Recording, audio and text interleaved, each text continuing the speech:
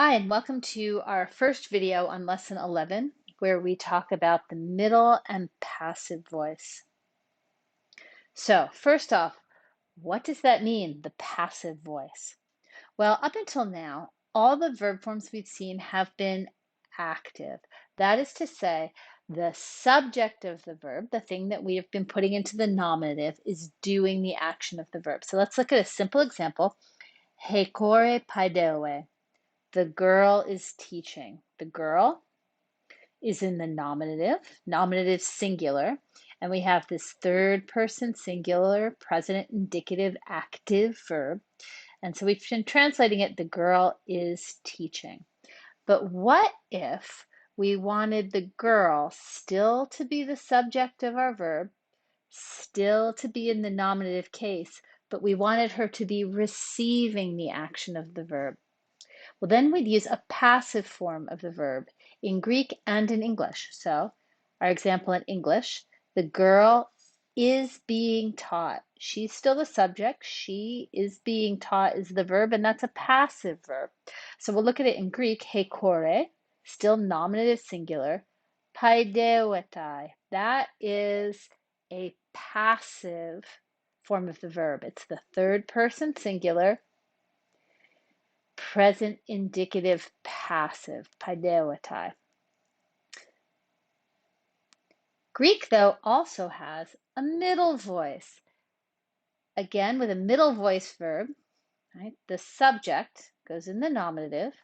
The verb agrees with the subject, but the subject isn't just doing the action of the verb, but also interested in the outcome in some way. And we're going to collect different things that the middle can mean for different verbs. But an easy way to translate the middle is to just pop a for, his, her, its, their own sake in there. So, he korai paideuetai, where paideuetai is the third person singular, present indicative middle of the verb. The girl is teaching for her own sake. But wait, I hear the more observant among you saying, paideuetai, that's the same form that you just said was the third person singular present indicative passive of the verb. And it's true. Very often, the middle and passive forms of a verb will be the same. Some tenses, the middle and the passive are different. Many times, though, they're just the same. And context or other clues that we'll talk about later will let you know whether he kore paideuetai means the girl is being taught, passive, or the girl is teaching for her own sake, middle. But now the forms. First, we're going to review how we form the present indicative active. So remember, we get the stem from the first principal part, and then we add the present indicative active personal endings. O, es, e, omen, ete, usen. So paideuo, the present indicative active, first person singular, can mean I teach or I am teaching. Because remember, the present indicative active can have aoristic, I teach, or imperfective, I am teaching aspect. Now let's look at the forms of the present indicative, middle, and passive. Remember, same forms for the middle and for the passive in the present indicative. So still that stem from the first principal part plus different personal endings. Omai, a, spelled two different ways. We'll talk more about why later. Etai, ometa, este, ontai. Okay, so paideuomai, paideue, paideuetai, paideuometha, paideueste, paideuontai. And paideuomai can mean I teach for my own sake. I am teaching for my own sake, if we're saying it's middle, with aoristic or imperfective aspect. Or paideuomai could also mean I am taught or I am being taught. Again, with aoristic or imperfective aspect. So just like the present indicative active can have aoristic or imperfective aspect, so too the present indicative middle or passive can have aoristic or imperfective aspect. Now the future indicative active. Take the stem from the second principal part we know and add those same personal endings that we used for the present indicative active. So paideuso can mean I will teach or I will be teaching, again with aoristic or imperfective aspect. The future indicative middle, and these forms are just for the middle. Someday we'll learn different forms for the passive. So the future indicative middle, again, take that stem from the second principal part and add the same endings that we used for the present indicative middle passive. Okay? So paideusomai, remember it has to be middle, can mean I will teach for my own sake or I will be teaching for my own sake. Again, with aoristic or imperfective aspect. Okay, let's talk about the imperfect indicative active first. So remember, we took the stem from that first principal part. We add on this past indicative augment, and we use the imperfect indicative active personal endings on, s, n with the new movable, omen, ete, on. And the imperfect indicative active always has imperfective aspect. So epaideon, I was teaching. Now the imperfect indicative middle or passive, again, we're going to go to that stem from the first principal part.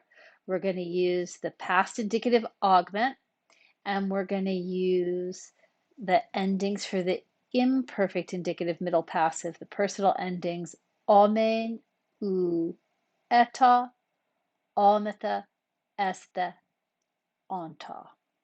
So epaideomen gets translated, I was teaching for my own sake, if we think it's middle, again with imperfective aspect, or if we think it's passive, I was being taught with imperfective aspect.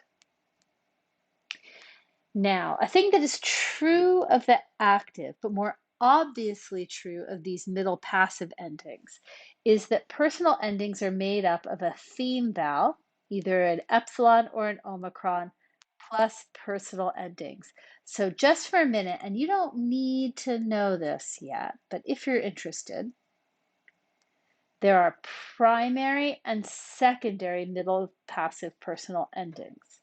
So the primary middle passive endings are the ones that we use for the present and the future, and they are my, sai, tai, netha, sthe, entai. And the secondary ones are the ones that we'll use for past tenses, which for us so far is just the imperfect. Main, saw, ta, netha, sthe, enta. And when you put the theme vowel in front of them, remember we said that there's an epsilon or omicron theme vowel, you end up with omai, si, etai, ometa, esthe, ontai, or omen, eso, eta, ometa, esthe, onta. And if you look back, let's see if we can make it go backwards. Okay, you can see there are those endings,